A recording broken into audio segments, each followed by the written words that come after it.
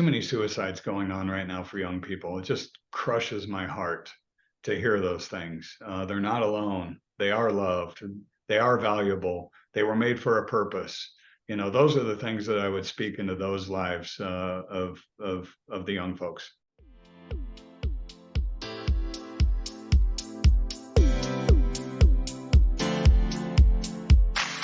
Are you looking for true personal freedom? The freedom to design a life you truly desire? Then you're absolutely in the right place. True personal freedom comes from when you take 100% responsibility and control of your money and your mind. Here, you're going to learn ideas, tips, and wisdom that's going to help you bridge the gap from where you are now to your dream life in the future. My name is Randy Wilson, and welcome to the RichMind Podcast.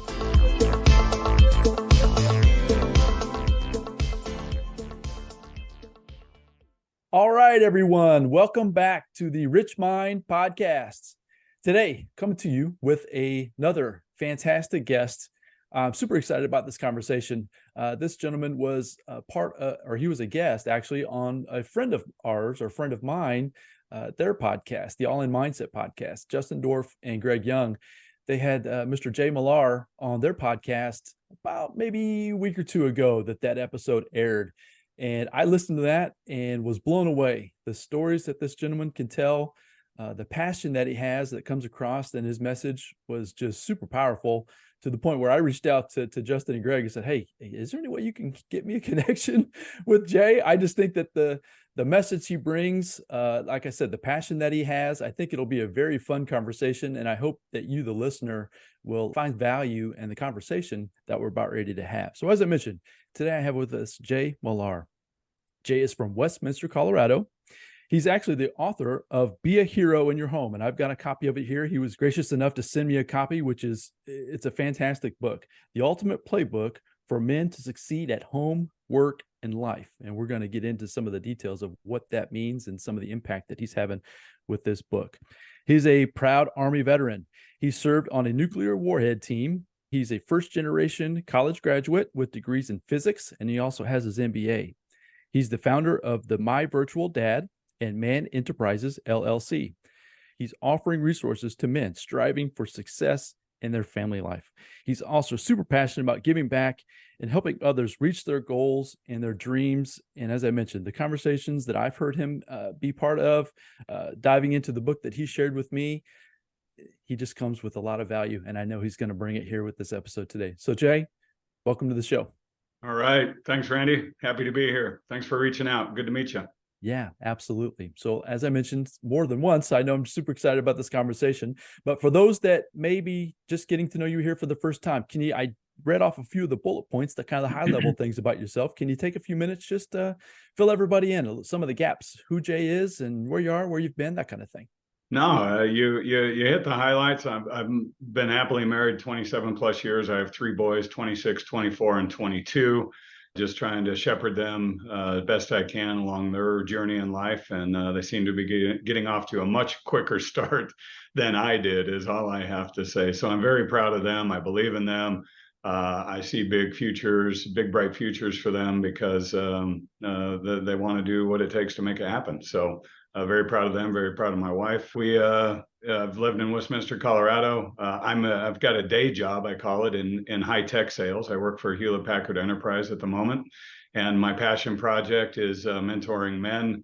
Wrote the book. That's been on my heart since I was a young man, honestly. That's been on my heart. And we'll get into some of that here later. But so no, I wrote the book. I do programs for universities and in communities for men trying to get on their way. I think bringing the book, bringing the action, bringing the lessons to life, and really getting active are the key to success for young men. So the young men part of that is why I think what resonated most with me. I'm almost 50 and I've got a son that is 26. So you having a son, 3 sons, I have a son and 2 daughters, all the same age, actually. 26 will be 26, I should say. 26 will be 24 and will be 22. So all in that same age frame. So the idea of giving back to the younger generation, and I know you're focusing a lot with the younger male, but at the same time, just that younger generation, it's super cool, right? You're keeping your day job, you're doing the things that are necessary, right, to keep things moving, but at the same time, you're stepping out into this passion with giving back to the youngsters as well. Yeah, my plan is in progress. I'm looking to jump tracks. I mean, I could do this all day, every day, mentoring men. I've been part of men's groups for 30 years, led men's groups, mentored men, helped them along their journey in piece part kind of ways, getting a job, tuning their finances. I'm not an expert. All I do is curate all this information that's really, really good information into a digestible format. And I just point them to good things. Like most authors, there's no unique ideas in my book. It's just curated and packaged in a way that's very digestible and very actionable.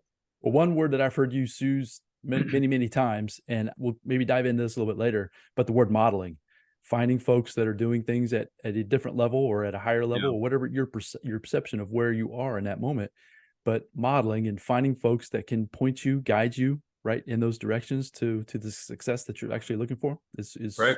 Super cool. I hear that a lot with the if I have a superpower, it's I can sit in a room, it could just be in a room filled with other youth sports parents. It could be in a business meeting. It could be in a neighborhood event. If I have one superpower, I have a couple, but that's one. I can look around the room and say, who do I want to be like? And I would encourage, that's what I encourage my boys to do, is look around and say, who do you want to be like? Now, we all know that there's facades out there, and not every, you can't judge every book by its cover. And sometimes I've found some lemons. But if you see somebody that you really like, maybe and usually it's very visceral, right? You see how they carry themselves. You see how they handle a situation. You're like, wow, they did a pretty good job in that, right? Maybe they're leading somebody. Maybe they just helped somebody out in a way that made an impact on you. I said, just say, hey, I'd like to go grab a cup of coffee, and just say, what I saw was pretty interesting. Tell me more about that. And it's really not a deep conversation, but it's just like, tell me more about that. And that just opens up many doors, many avenues. And we'll get into it here in a moment about why I wrote the book and some of the influences. But that'd be my encouragement to a lot of folks is see who you want to be like, and see who's around you, and then just talk to them and have a conversation. It's pretty simple. It's beautiful though, because that's almost exactly how we've got to know each other, right? In this relatively short period of time, is that I heard your message. I totally believe in it, resonated with it. And I just reached out, right? I took action. I reached out. I started making, connections with folks that I knew, a way to try to get a hold of you. Lo and behold, now we're here on this call today. And who knows where that's going to lead in the future, but that's kind of the point as far as, having the idea, seeing the mentors or the potential mentors, but then not being afraid to step into asking them questions. It doesn't have to be super deep, super anything, right? It doesn't have to be weird. It doesn't have to be anything. Just, hey, what do you know about so-and-so? What do you know about such and such? And just have the conversation, right? Look to give back and forth, just a conversation. Yeah, that's super important for sure. Yeah, that's super cool. Well, that's where, as I've mentioned, this is going to be a very fun conversation. I look forward to diving in a lot further with you. But first off, let's jump into the 3 questions. Anybody that's familiar with the RichMind podcast, I've got 3 questions I like to ask my guests, and these questions have really spurred a lot of great conversations even coming out of them. The answers that I get from them are fantastic, right? So let's start off with number 1, and that first question is, who has been the biggest influence on your life, Jay? Yeah, and I've been holding off because I knew the questions, and we could have gotten into it about 3 minutes ago or 4 minutes ago. But I have a twofold answer. It's really interesting that you ask that. I mean, I think the biggest influence on my life has been my older brother. My older brother Dean. He's been awesome. I mean, especially when we were young in our formative years. He coached and guided me. I mean, examples, right? He helped me get buy my first car, right? He was kind of the bank for me, right? It was a 1975 Audi Fox. It was a terrible first car. It had so much maintenance to do, but I think it was, if my memory is right, it was like $1,500. And he was the bank, and I had to pay him, $100 a month. And he taught me, okay, the discipline of tracking and, sticking to your word. And so I had to pay him back. And he helped me out with that. So he helped me with a lot of things, just guiding me. He's 4 years older than me. He's just been I'm blessed to have a brother. If I didn't have the brother I have, I could be on such a different path. So he really looked out for me. But I think the biggest influence on my life, the biggest thing that changed my life, and now we're getting back to the book of Be a Hero in Your Home. And I'm going to say a lot of stuff. Anybody can find beaheroinyourhome.com is where you can find information. It's pretty easy to find. And you can contact me there as well. But when I was about 22, so I'd been on the nuke warhead team. I had to get the GI Bill to be able to self-fund college. So I was only in a little over 2 years. So I think 18 and 19, I'm in the Army, and then 20 through 24, I'm in college. And I was about 22, went to the University of Colorado, best football days at the University of Colorado. And we had an arch enemy. Well, Nebraska was, but we also had Notre Dame. And Lou Holtz was the head football coach at Notre Dame at the time. And this is before YouTube. I still can't find this quote. I've looked for it. I'm going to someday it'll pop up somewhere. But I walk by the TV and I hear him say this, and he's talking about how he's talking to recruits, and he talks to kids that he's mentoring and leading and guiding. He says there's only 3 things that will change you from where you're at today to where you're going to be 5 years from now, and it's the people you meet, the books you read, and the dreams you dream. And I know he borrowed that from another motivational speaker in the 60s, Charlie Tremendous Jones. And I think he added what Charlie Jones said: the books you read and the people you meet are the main things that will change your life. But I internalized that because I was really mad at my dad. So I grew up in a home with domestic violence and alcoholism. We didn't even cover that yet. So that's why my brother was such a big factor in my life, because I didn't have a dad, and we had things. I was never physically harmed myself. My father passed 26 years ago. We had the best relationship we ever had. We were at peace. There was forgiveness, but during that time of growing up, it was not for the faint of heart, especially for, a young boy, 0 to 10. I think my dad was an alcoholic my entire life. I think when I was born, he was an alcoholic. So I never really knew a good father. And so I didn't have a father speaking into my life. And when I joined the Army without talking to anybody, I just did it, Randy. I mean, I didn't have an advisor. I didn't, hey, Dad, you think this is a good idea? Hey, Mom, I didn't talk to any friends. I just did it. And that struck me as really, really odd. Like, hey, here is a major, and it's one of the best life decisions I ever made. And thank goodness it went in the right direction, right? Because I'm like, here I am, I'm making these major decisions. I had a step grandfather who was a wonderful man. He's passed as well. He helped me with some dreams and some visions of going to college, which was new for our family. We didn't have that. So I was dreaming bigger.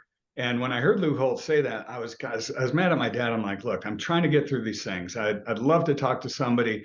How can I get through college? How can I start to, find a way to begin to build a career plan, right? How can I earn money?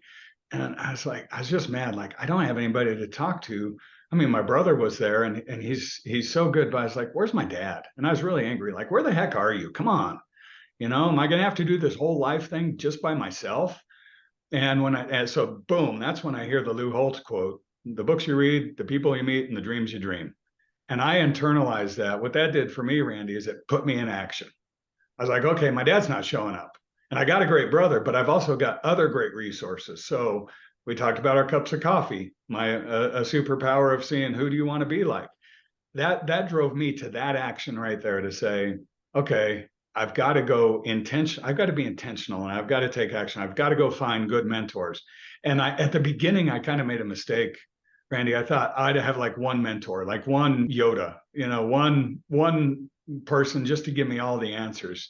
And what I found was I've got a whole team of advisors. Maybe a friend is good. I've got a friend who's really good at like building nonprofit boards, and he started schools and organizations and run them. He's really good at that. I'm building my nonprofit, so I'm going to him for advice. Somebody that's good at maybe taking care of their body, right?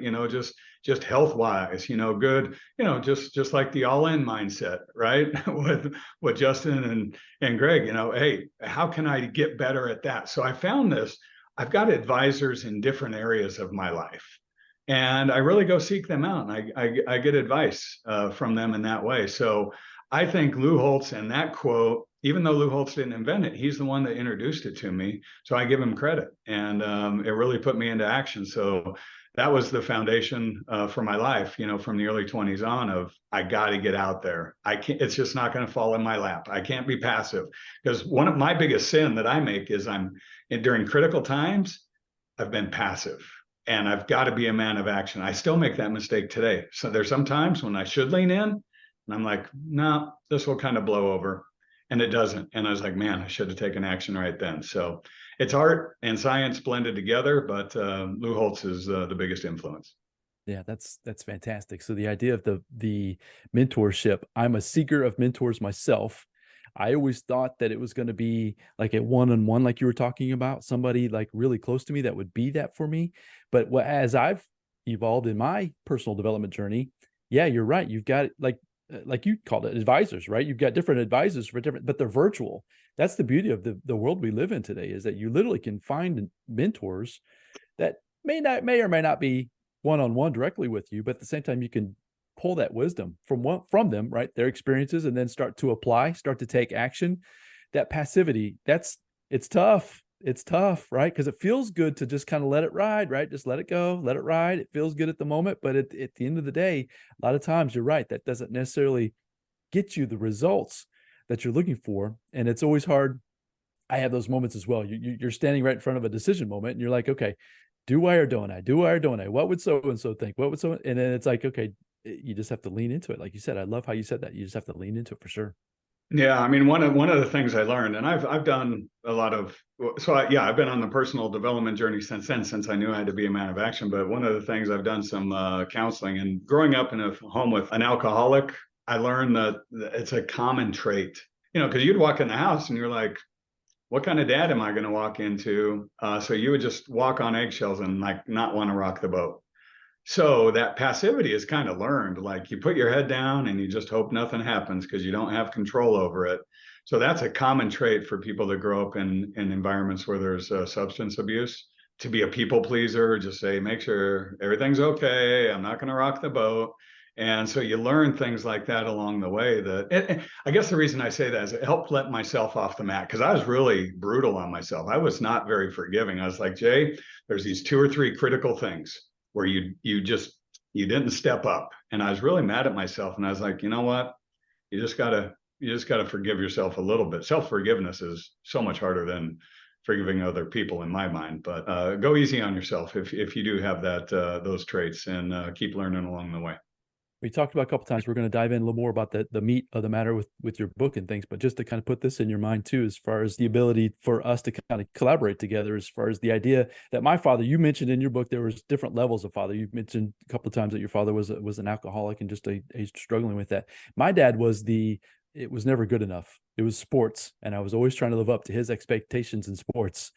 And I never got there until my story was until my senior year. I finally had that breaking moment where I realized I wasn't going to ever live up to his expectations. So that 18, 19 year time frame, like you're talking about, and I snapped. I almost joined the Marines. It's like you said, you joined the Army.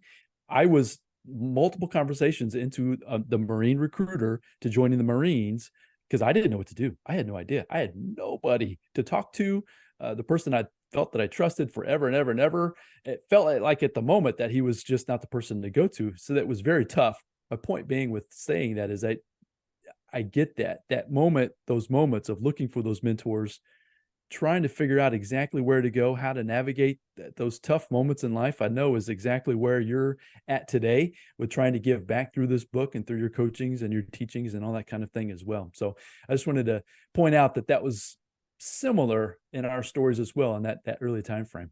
In some way, I mean, when I was 22, I thought I had the worst life. Not that came off too strong. I thought I had a really tragic story. And let me put it this way: today, I think my story's nothing. I mean, I think we've all got messes, and that's what I talk about in like the first third of the book. Is we're all messy. You're not alone. You can get through this, right? Nobody's got a perfect life. In social media world today, it's like, stop comparing your imperfect life to the perfect life that you see on social media. In my day, there was no social media, so it was more taboo. We didn't talk about alcoholism. We didn't talk about mental health. We didn't talk about abuse. It was silent. And I'm glad we've got some of those topics on the table these days. But I have a friend who he's made it to the NFL. Randy, you talk about not being enough. His father has never gone to see him play. It's just Wow. not enough for whatever odd reason. I topped out athletically at junior varsity. Actually, that's not true. I got a couple of varsity letters, but my boy's nickname for me is JV, since that's where I topped out athletically. They even have a hand signal. You got to do it with your left hand, and it's a J and a V. JV, I love So that. they buy me That's monogrammed awesome. golf balls with JV on it. And I say that my kids are very talented athletically. You can have those different kinds of father. The father you can never meet their standards. The father that was abusive and angry. You can just have a loving father, but they're super passive, right? Hey, my job, and this is more dating back in time, but my job's just to provide, and I'm not gonna do much else beyond that, right? All these different types of fathers. The point is, we all got one. We all should try to have a relationship with them, but it doesn't always work out, and you're not alone, and it's okay. I love that. I love that.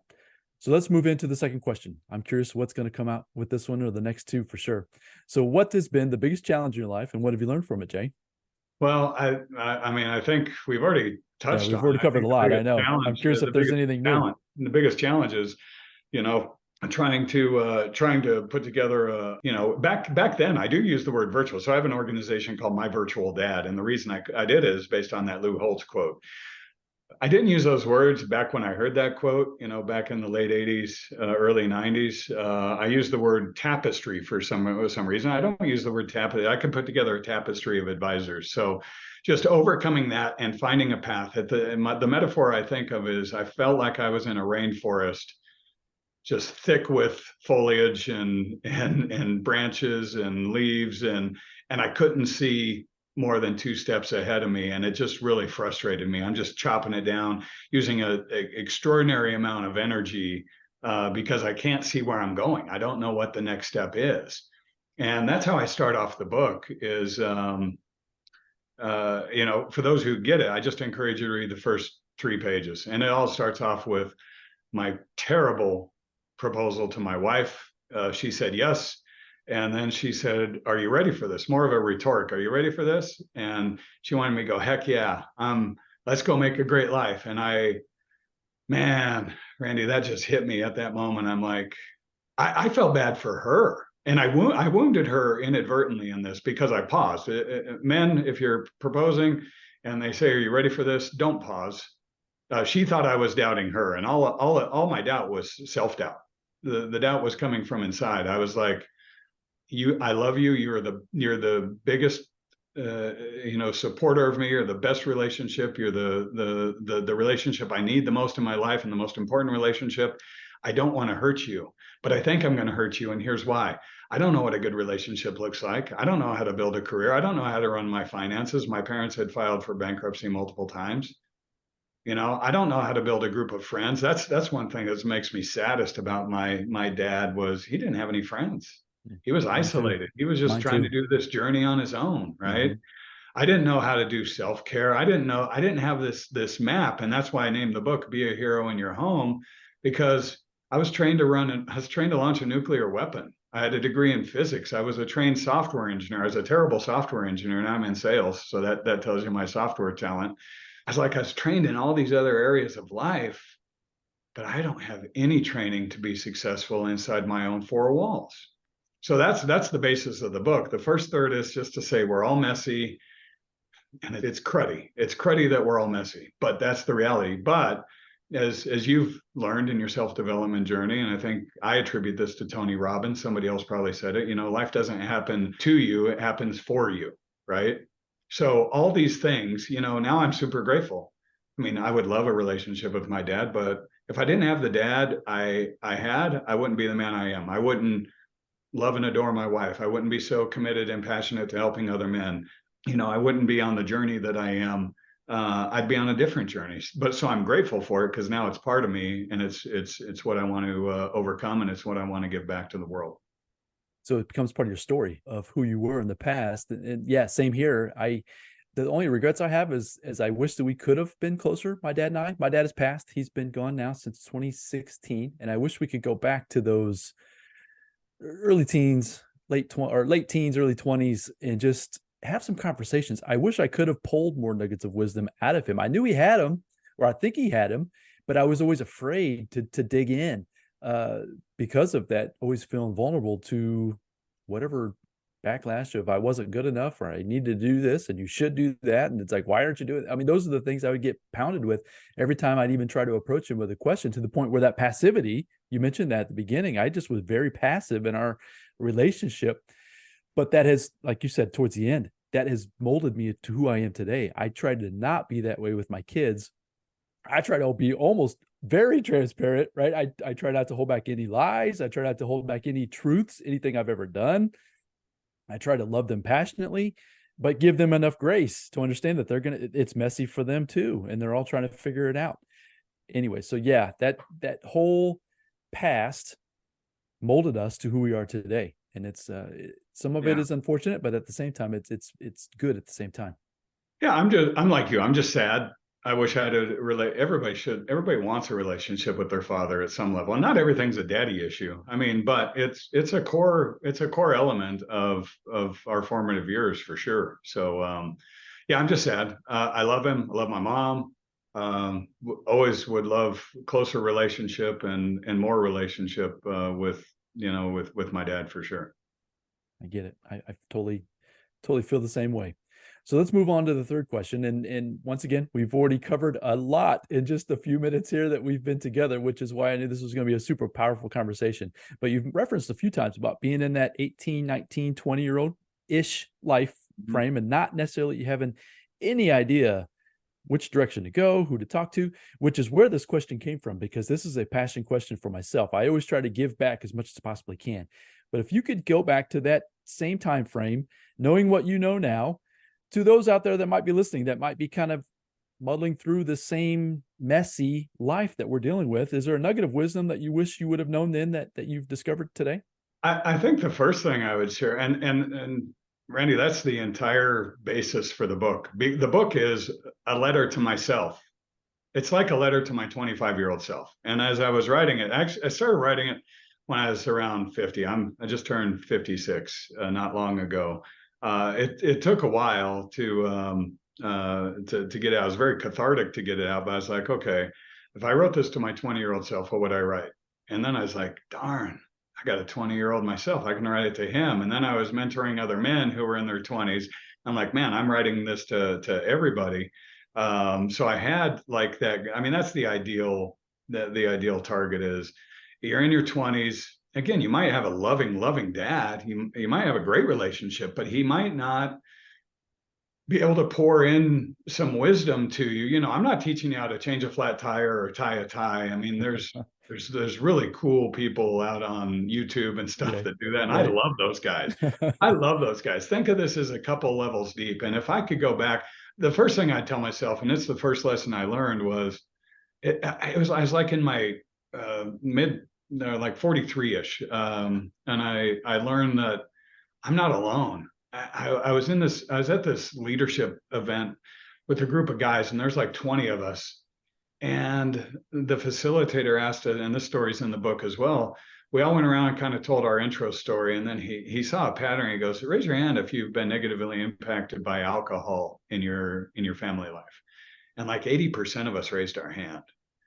And as silly as it is, Randy, at that moment, it just lifted the weight of the world off my shoulders. I'm like, I'm not alone. So I felt like this backpack was just set off to the side finally. And I'd been on this personal, I told you, I heard the Lou Holtz quote when I was like 22. So here, fast forward 21 years, I'm still working on it, right?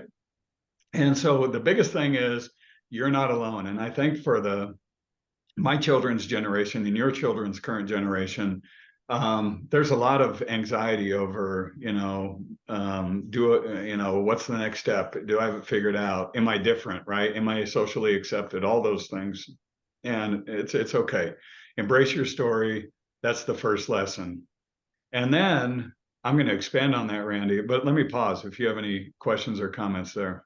No, please. Yeah. So you're nailing it. So please And continue. then I thought, then I put myself in my father's shoes, and I said, if I kind of reverse roles, I said, if I were my father's father, so pretend, what would I wish for my dad when he was in his 20s and 30s, when he was going through the alcoholism? And I still don't know why. My grandparents were not, didn't seem to have an affinity toward alcohol. My grandmother, she suffered with mental ailments. I don't think they're diagnosed like they were. She was in and out of mental hospitals. It could have been depression. It could have been something more like bipolar. It could have been she was in and out. So my dad had the crazy mom. Again, this is when it's taboo. You didn't talk about it. My dad just had a crazy mom. So I don't know why my father self-medicated, but I was like, if I could go back and talk to my dad, what would the things that I would give, wish for him? One, I wish he'd have been nice to my mom and been a loving husband. And I think he actually was a good dude. I think he was just a mean drunk. Whenever he got alcohol in him, his personality got mean, and that's unfortunate. And he was always drunk, so that's why he was abusive. But I'd help him build a career. I'd help him figure out how to run and manage his finance. We were always, I never had to worry about where the next meal was coming from. So I don't want to be too dramatic, Randy, but it was always stressful, especially after the divorce. Where's money coming from? What are we doing? I remember my mom trying to get to work one day and she didn't have enough gas in the car, where all his kids scurry around the house. We're literally digging through the couch cushions, looking for change, looking in our piggy banks, looking, wherever we might just drop. And we filled a sock with money, and she made it to the gas station, put in enough gas, and made it to work that day. What happens after that? I mean, I don't know, but that's kind of the existence that we were living in. So I teach him how to manage money. I teach him, I told you, one of the most things that makes me the most sad is he didn't have friends. I mean, life's hard. Life's brutally hard if you don't have a friend. And if you don't have a guide. And that's why I'm so intentional about trying to help, men who are trying to fill a gap with their fathers. And actually, I'm even helping fathers who might have like teenagers or early 20 somethings. And they're like, man, I haven't poured into my child yet. And so Be a Hero in Your Home is kind of a guide for them, and they can read it with father and son, read it together. And I think it opens up just a wonderful conversation about how to build a successful life inside the house, right? So, I mean, those are the things, and those are each of the chapters. I think the last 2/3 of the book is chapters of the things I wished my dad had known, my dad had been able to execute, and it's around all those elements: friends, finance, work, career, prioritizing your family, and things like that. So that part of your answer resonated with me as well. And I haven't shared this with many folks at all. Just my closest family would even know this, but my grandmother, so my father's mother, suffered from mental illness severely. She was in and out of mental hospitals my entire life. So I know that was, I'm sure, tough for my dad as well. But I never had the ability, I never had the confidence to even dive into those kinds of questions as well. So the point being, so far, kind of encapsulating, is that it's all messy for all of us, meaning that what we feel or perceive as our problems, we're all similarly going through similar things. And if we can get a little guidance, a little nudge of encouragement, a little support, where that can lead to going in the future can be so powerful. So in your book, the back page here, it talks about that you explore 10 crucial lessons for launching and sustaining a successful life, which is basically the chapters in the book go into the different categories or the different things that you're talking about, how you're writing this to your 20-year-old self or now into your 20-year-old children. Can you go into any of those 10 lessons? We've kind of briefly talked about a few of those, but some of the more impactful ones that were for you or even for your kids. Are you seeing that? So it's like kids these age, I'm dealing with my children as well. I'm trying to guide them with what's going on in the world today. And it's changing so fast and so rapidly that it can be a little overwhelming. It can be overwhelming for all of us. So is there anything within those 10 lessons that you're really sharing with your kids or even the people that you're in contact with mostly? Yeah, I'll talk about three things. One, if I'm talking to 20 somethings and like, maybe they're lightly dating as an example, they're like, hey, Jay, I don't even have a home yet, right? I just graduated. I got my first job, and I don't think I really need that. And I get very passionate at that moment. I'm like, look, to get into college, you didn't start thinking about college the day you started college, right? You started thinking about it probably when you were 12. I did a course with the United States Air Force Academy with a group of cadets, and they were athletes. They were the seniors on the hockey team, which is a Division I level team. I said, you started working on this journey when you were like 12. You were working on your athletics, you were working on your academics, you were trying to find the next step. You had a plan, you executed that. And I said, okay, if you're 20, just make up a date, 24, and you're not dating yet, but okay, you will get married at some point in time. Let's start planning for it now. Let's not wait for the day that you enroll in college or the day that you propose, because that's exactly why I start off the book with my cruddy proposal story, right? So number one is plan today, right? Even if you're not really at that step, at that threshold, plan today. That's number one. Number two, with family, I call that chapter family. And I do go through dating, and I do go through, having kids. It's a big topic that you can't cover all the details on, but if you're dating, and this was feedback from the cadets at the Air Force Academy, my thing was, I said, this is countercultural. You're not going to like what I have to say. Don't live with your girlfriend before you commit, before you're ready to get married. Don't do the try and buy. And I point to statistics. They're dramatically lower in chances of relationship success if you live together. And there's a book by Dr. Meg Jay called The Defining Decade. It's about 20. She's a psychologist, and she helped a number of 20 somethings. And she says the same thing. Don't start cold. Keep working, keep progressing, keep doing personal development. But when the topic of living together, she says, she calls it sliding, but not deciding. She goes, you gotta, and this is that passivity thing that we talked about, Randy, right? Don't just be passive and say, oh, well, it's just the easiest thing to do. We'll save a few bucks on rent. She says, you've got to decide. Is this, and she calls BS on the, don't say, well, I want to see, what they're like to live with. That's baloney. You travel together.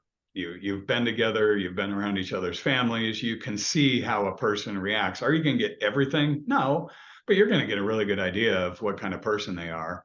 So don't live with your girlfriend before you commit, is number one. And number two, after you have kids, I say prioritize your wife over your children. And they look at me and they're just like, that just doesn't make sense. Kids are the most important thing in the world. And I was like, well, think about it. Think about me and you, Randy, right? Our kids are essentially gone. We're essentially empty nesters. They come back, visit, maybe summers in college, but if you don't think that you're the most important relationship, and if you think you're deprioritized next to your children, that's a deep wound. It's just like our father wound, right? Of, hey, I'm not important enough. I thought, why did my dad want beer and not want to be with me? I didn't think I was the greatest kid in the world, but I thought I was a cool kid. I thought it was a little funny. I thought I could tell some, be a good guy to be around. If that's like with your spouse, then all of a sudden that wound opens up again, and you're like, man, I'm being deprioritized just like I was with a parent, right? And that hurts. So if you have a great, if my dad had loved my mom, me and my siblings would have flourished because we'd have been in a safe environment. We could have gone out and explored and tried and failed, and just like you said, had grace and truth, right? We would have gotten grace and truth from our parents. Like, hey, man, you made a mistake. We all make mistakes. It's okay. You're going to be okay. But giving you some truth along the way too, right? So yeah, those are the two things about family. Pre-family, don't live, and make sure you're making the right commitment, and prioritize your wife and spouse over your children. So that last comment about the spouse over the children, is spurring a question in my mind. I'm just curious. This is almost just like one-on-one. It's just you and me talking, Jay, where no one else is listening to us. But I'm just curious what you think, because this was kind of an epiphany for me as we started to become empty nesters. I started to realize how important it was, the effort that my wife and I gave to each other leading up until that moment. I always wondered growing up why couples that were married for, because we're 27, you said 27 years for yourself, we're 27 years as well. This coming September, here in another couple of weeks, you would see couples that would split apart as the kids started leaving the house, right? You'd be married 15, maybe even 20 years, and all of a sudden it's the drifting away. My experience is that when you get that separation from the kids and you're back home one-on-one with that intimate relationship, if you haven't built that foundation up to that point, it can easily start to divert to the point where you just start to drift away. Would you agree with that thought? That was just almost like an internal thought to myself that I've realized. I couldn't agree more. And it's a complex topic, right? You invest so much. My kids played hockey and baseball, and we're just deep into the athletic stuff. And you expend an extraordinary amount of time doing that.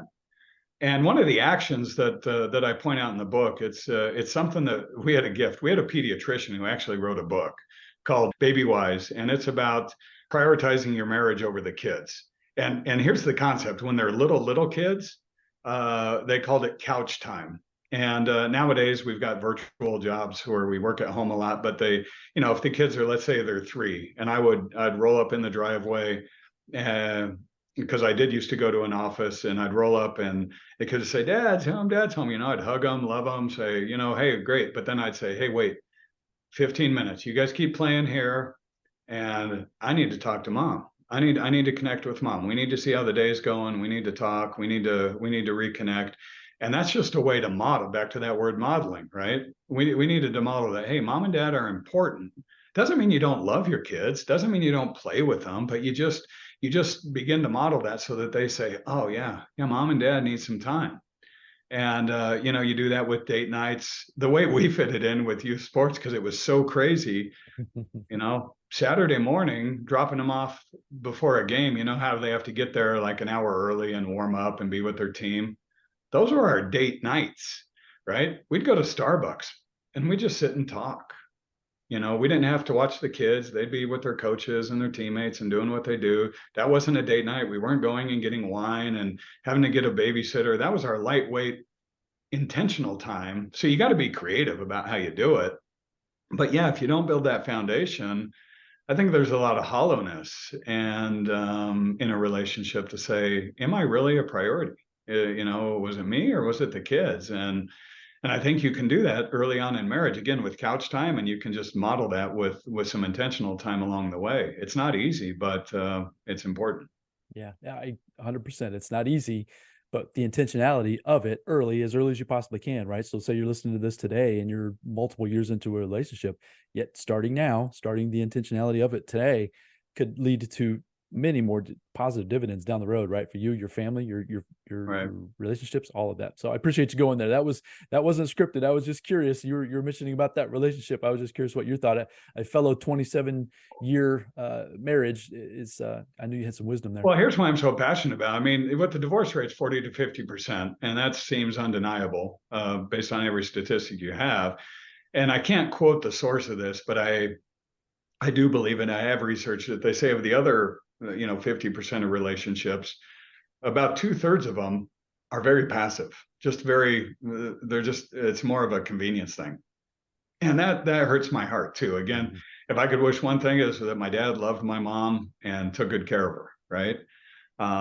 So I think even if you have a good relationship, the good news is there's hope. Just sit down and talk. The last thing that I share with my boys that I think is the most important thing for them is find a few friends that you can be truly authentic with, that you can tell everything to. And for me, I do have that with my spouse, but you also need men to have those conversations with each other as well. And that authenticity. And I do a pie chart in the book, and I think I say 90-10. It should probably be like 97% of the time. Just be your normal self. Go out and show the world your confident self. Hey, I'm I'm going to kick butt and take names, and I'm going to do a good job at work, and, you know, I'm going to be a good neighbor, you know, all that stuff. But 3% of the time, we need to get off the treadmill of life. We need to, you know, if we're with our buddies, whatever we like talking about, music, sports, politics, whatever, stop talking about that and just say, how you doing? Are you doing okay? Right?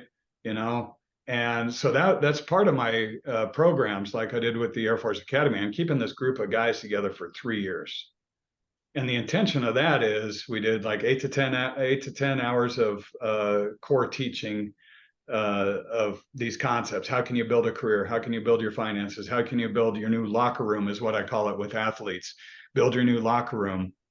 But then every 6 months, we're going to check in and talk about how you doing, right? You know, what's your biggest stress? And sadly, and the reason I'm going after men is men are in danger. The suicide rates, the death rates, you know, the poverty rates, the education is the baffling one to me. In 1970, 60% of college students were men. 50 years later, 60% of college students are women. It should be 50-50. And men are going down and people say, well, why do you have programs for men, Jay? And by the way, the entire book would be perfectly applicable to women. It's good nutrition for women. The reason I chose men is because of the program that's behind it. I sit in a group of 10 men and we're authentic. Like, man, when I was getting married, I didn't have anything figured out. I felt so scared. I screwed up. And to say that man to man is easy. I couldn't carry that conversation in a group of 10 gals, Randy. It just wouldn't be right. I can do mixed groups, and I'm looking for a partner to do some of these programs for like groups of women, because I think all the lessons are good nutrition. There's nothing that anybody, I think, would debate on those, but you know, find those friends where you can just say, you know what, I'm scared, I'm angry. You know, I didn't, other than my brother, I'm really angry at my dad. You know, here's why: he didn't show up, he didn't do this. You know, I feel alone, I'm in the rainforest. You know, we all need people like that in our life, and I think that connection is the antidote for depression and isolation and all these things, just so that, you know, you're not walking alone, that you're shoulder to shoulder with somebody. No better feeling than that in life. 100%. So that's where you're spearheading this vision, right? Casting the net, trying to capture as many people as you possibly can. So go into a little bit more detail about the My Virtual Dad. We've been talking a lot about the book. Is that more of the, when you're getting groups together? I just have questions about that. Can you go into a little bit more detail what the My Virtual Dad is? Yeah, it's a good thing. So my overall entity is called Confident Man Enterprises, and that's just kind of the overall. And then I've got the Be a Hero in Your Home, you know, the book and what's going on with that. I originally launched some courses through My Virtual Dad, and I've got some courses up there right now, Confident Man Boot Camp, things like that. I'm going through a little rebranding, to be honest with you. It might all fall under the Be a Hero in Your Home, because that's the outcome that we're looking for. We're looking for confidence, we're looking for connection, and we're looking for safety and figuring out how to be successful inside your own four walls. But under the My Virtual Dad umbrella, I do pre-marriage classes. You know, that's a fun one. People that are, it's a guys only. Again, that vulnerability of, you know, getting married. My middle son's engaged right now. We love his fiance and her entire family. And there's so much focus put on the bride and that being a day, and, you know, going through that. And I'm trying to bring attention to the guy in that, again, based on my initial story of not just knowing what the heck I'm doing as a leader of my future family. I want to be able to model that. So we go over the 4 things in this pre-marriage class. And this is through My Virtual Dad.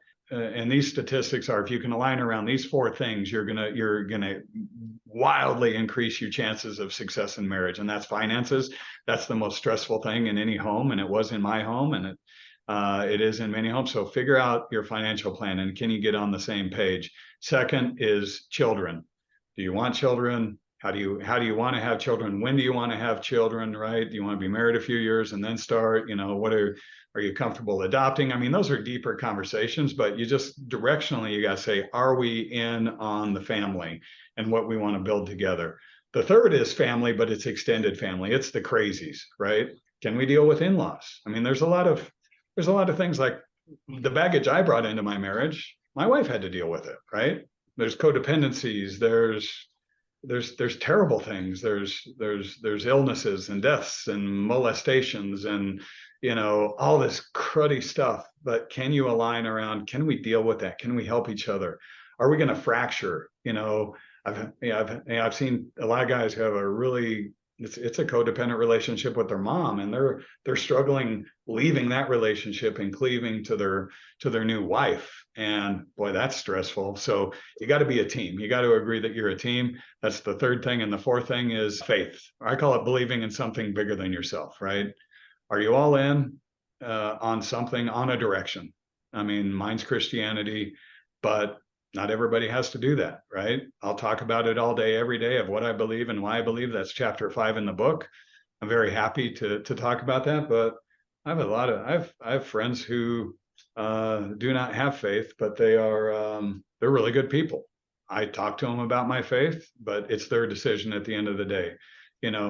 All other faiths as well, or maybe you believe in animals and you want to give back, and take care of other things that are bigger than you. But the point is, you got to believe in something bigger than yourself. So finances, your own family, your extended family, and faith, if you can align around those. So that's my pre-marriage class for guys only that I do through My Virtual Dad. That brings me a lot of joy and a lot of passion. I can 100% back you on all of those. So my dad, one of the best things my dad ever leave me, right? I was always trying to find wisdom from my dad, but one thing he did leave me was that though he actually used 3, he didn't use the 4th, but he was always saying that when you find your spouse or find whoever you're going to be with, money, the kids, and the family, meaning the extended family. He told me that from the beginning. He said, you need to make sure that you are 100% on board with those 3 things. And if you are, your chances of success will be high. If not, you need to go to work and figure out where you can come to a compromise with those 3 things. Those are the things he shared with me. So I contribute that to my success with my wife, because we had those tough conversations in our early 20s before we ventured into the marriage and the kids, and then all the stuff that comes along with all of that. And I've also tried to share that with my family as well. So I appreciate you sharing it. And it sounds like it's a huge passion for yourself. Yeah, I mean, and again, that vulnerability for the guys only. I also encourage couples to do pre-marriage classes together. I mean, that it facilitates that conversation together about your beliefs and where there might be gaps. I mean, my wife and I took, when I got married, I grew up Catholic. I'm not a practicing Catholic right now, but we did it in the Catholic Church, and there was one couple that I forgot what the topic was, but they got into a big heated discussion right there in the class, and they walked out and they never came back. I don't know what happened to them. I hope they worked through it, but my second hope is they found a big enough gap that they didn't get married, and it's better to find that out before than muddling through that through 5+ years of marriage where you're just not aligned and you're miserable. So you just coexist. Like you mentioned, yeah. I see that so many times. People are just coexisting because they didn't have those tough, challenging conversations at the very beginning. So yeah, that's super powerful. And yeah, glad you shared that as well. So as we start to come to a conclusion for this discussion, and I knew this was going to be a lot of fun, and I've got so many other questions I want to kind of dive into, but I know at some point we need to start bringing it home. But is there anything else, anything on your heart that you would like to share with the listeners? Anything that you're dealing with, even with your children, or anything that in your close proximity that you just feel would be powerful for people to listen to today? No, I mean, with my children and with the groups of men that I'm dealing with, I just see a lot of anxiety, and I call it social media anxiety. And again, just this FOMO, fear of missing out. I see a lot of that. I see a lot of pressures that I know I didn't have as a young man. My heart goes out to that. And again, that's where I think personal one-on-one connection. Brene Brown talks about it, and I point to her in my book all the time. And just that vulnerability equals courage, right? I mean, you can, and she brings that all the way up into corporate military, leadership. Like, leaders need to be vulnerable. They need to say they don't have it all figured out. They need to have that confidence.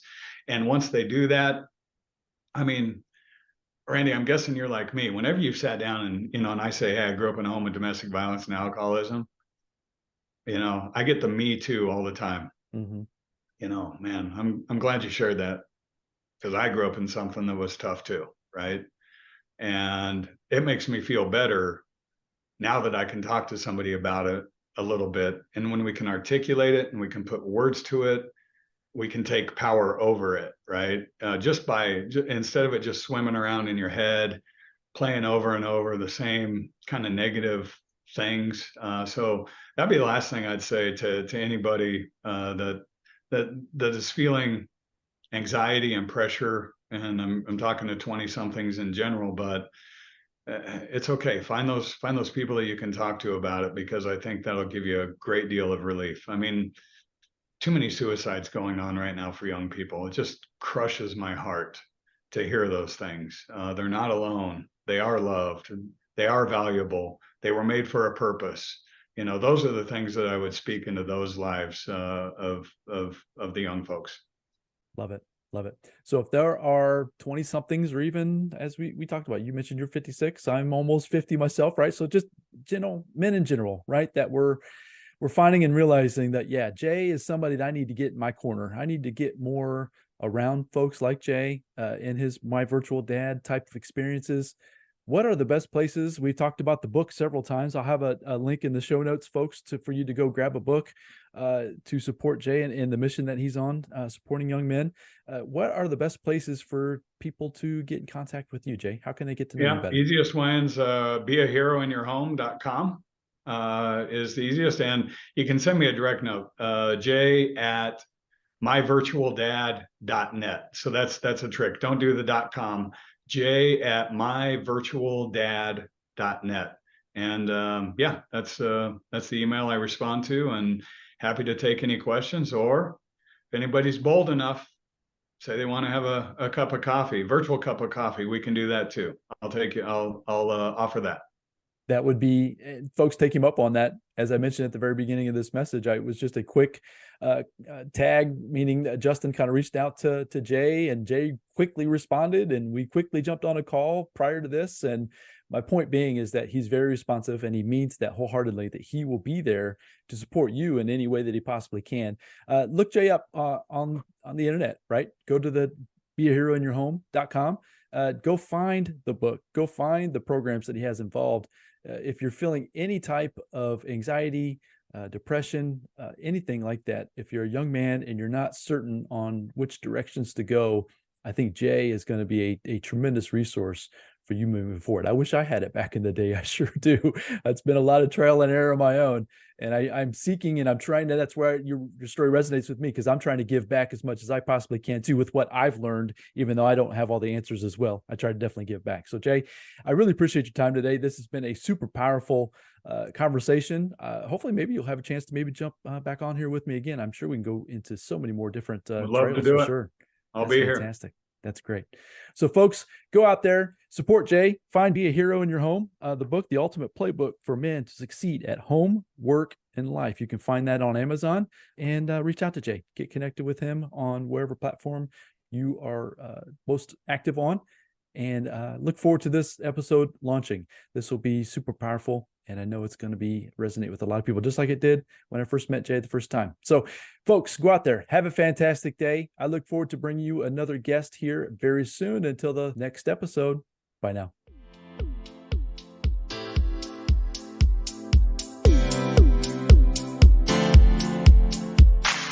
Thank you for joining me on the RichMind Podcast. I hope you found a ton of value in this episode. If so, I'd really appreciate a 5-star review, and you can also share it with your family and friends. And as my mentor Jim Rohn shared with me, in order to have more, you must first become more. And in order to become more, you must work harder on yourself than you do on your job. So go out there today and work harder on yourself to become more and build the life of your dreams. Until next time, my friends.